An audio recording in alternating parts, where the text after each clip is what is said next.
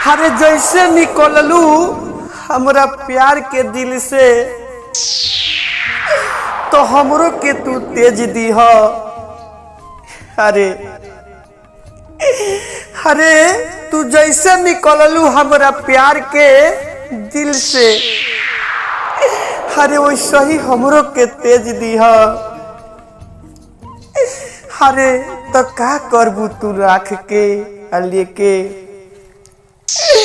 अरे अपना देवरे से हमार मोबाइल सिम। हेलो दोस्तों, आप सभी को फिर से स्वागत है हमारे सारी वीडियो में। तो आप सब बने रहिए, हम आप सभी के लिए न्यू दर्द वाला सारी वीडियो लेकर आते रहते हैं। तो चलिए आप सभी को टाइम वेस्ट ना करते हुए हम लेकर चलते हैं न्यू दर्द वाला शायरी वीडियो में।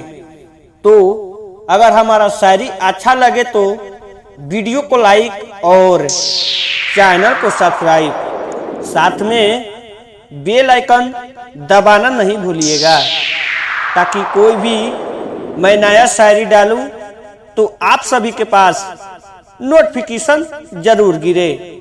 तो चलिए फाइनली आप सभी को टाइम वेस्ट ना करते हुए हम लेकर चलते हैं न्यू दर्द वाला शायरी वीडियो में।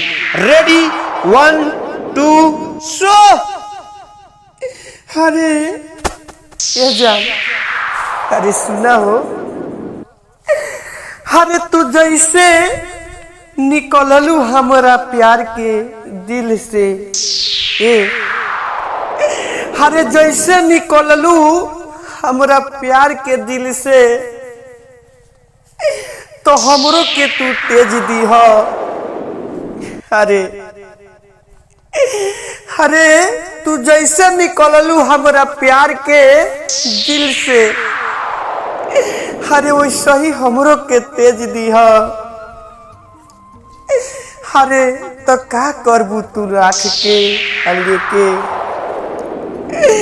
अरे अपना देवरे से हमार मोबाइल सिम भेज दीह। अरे हमार मोबाइल सिम तू भेज दीह। अरे हे जान, तू मोबाइल सिम भेज दीह। अरे अरे ना कोइले रहलू शादी अपन, हे जान, अरे पहले शादी ना भइल रहे। अरे ना कोइले रहलू शादी अपन तो कहत रहलू कि तोहरे हम बानी। अरे हे जान,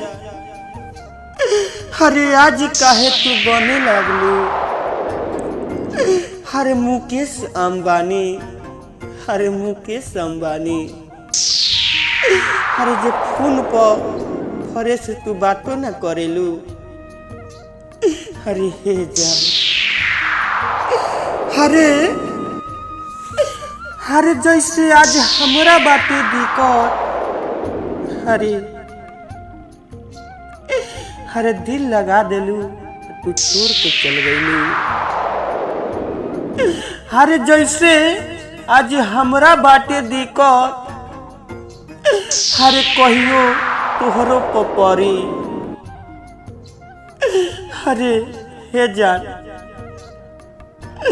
आज हमरो वतनी, अरे कहियो हम सरापल तोहरो पगिरी, अरे तोहरो पपरी। अरे हे जान, अरे तो हमार मोबाइल सिम तू भेज दो। अरे आज से हम तोरो के याद ना करब जैसे तू ना करेलू। अरे हमार मोबाइल सिम भेज दो ये जान। हेलो दोस्तों, आप सभी को हमारा शायरी कैसा लगा? हम उम्मीद करते हैं कि अच्छा लगा होगा। तो अच्छा लगा होगा तो वीडियो को लाइक और चैनल को सब्सक्राइब, साथ में बेल आइकन दबाना नहीं भूलिएगा, ताकि कोई भी मैं नया शायरी डालूं तो आप सभी के पास नोटिफिकेशन जरूर गिरे। तो नेक्स्ट वीडियो के लिए बने रहिए, तब तक के लिए जय हिंद जय भारत।